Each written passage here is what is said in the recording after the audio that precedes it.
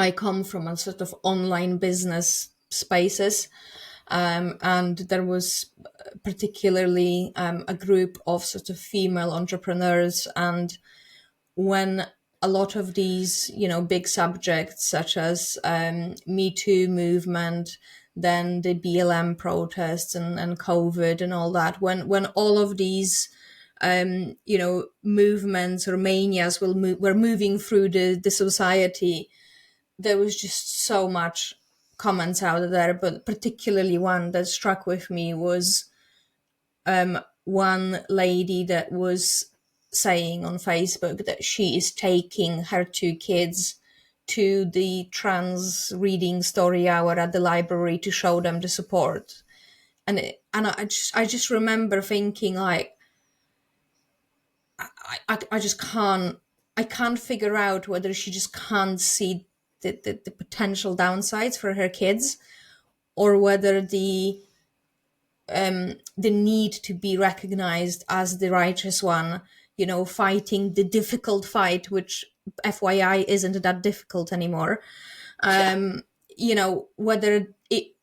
that was moving her towards doing it. I couldn't understand it, like trying to really put myself in her position, and I just couldn't do it.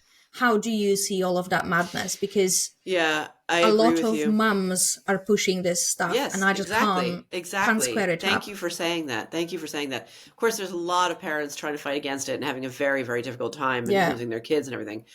But I think the transing of children phenomenon would not have existed had mothers just said absolutely not. Like, the preponderance of mothers been used common sense and humanity and decency and thought absolutely not, this is not going to fly. But they didn't. Okay, they didn't do that.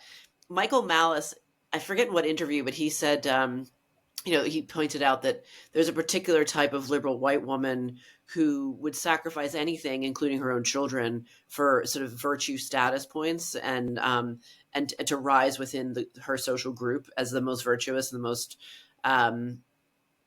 biggest ally. Like, people will sacrifice. This thing about people we don't realize. I mean, we have immense capacity for love, but people will sacrifice their own children for their beliefs. And this has been one of the main drivers of our crazy woke era. And that's why I always say it's not political. It's not political. It's something else entirely. It's a psychosocial crisis. It's a spiritual crisis. And women, it's something I say often as well. Women are the social and cultural gatekeepers. And so whilst women in many ways have tough time, and certainly did in the past, yada, yada, yada, but women are the weight, they provide the weight of culture. Nothing happens in society without female approval, really, on some level. Yeah. Even in old times when there was wars and women didn't have public lives, like there's a great story about the World War I and the suffragettes harassing men, military age men in England because why weren't they at the front? I mean, women, we love to be busybodies. We love to be in everybody's business. And I say that, I don't say that as a criticism. I'm like that. It's like, I own it. It's fine. It's part of our role. It's part of our evolutionary role. But women have adopted this suite of values, because it was the socially rewarded thing to do, despite the fact that they were very harmful. And as Helen Joyce has said, the people who trans their kids are going to be the ones who never, ever, ever face reality, because how can you face down the fact that you were wrong when you had your own son castrated because of your dumb idea, because you were willing to go along with an obviously dumb and obviously gross and obviously terrible idea. Like, you can never let that go. You can never admit that you were wrong, and that you would psychically break. You wouldn't be able to survive that psychologically. Yeah. I feel like this is why I call myself a TERF, but I'm not a feminist. I don't call myself a TERF because I'm certainly not a radical feminist.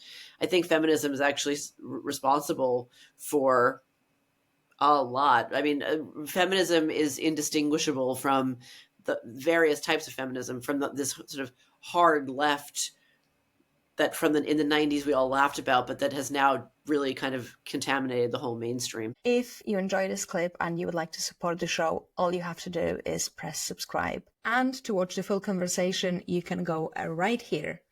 I'll see you there.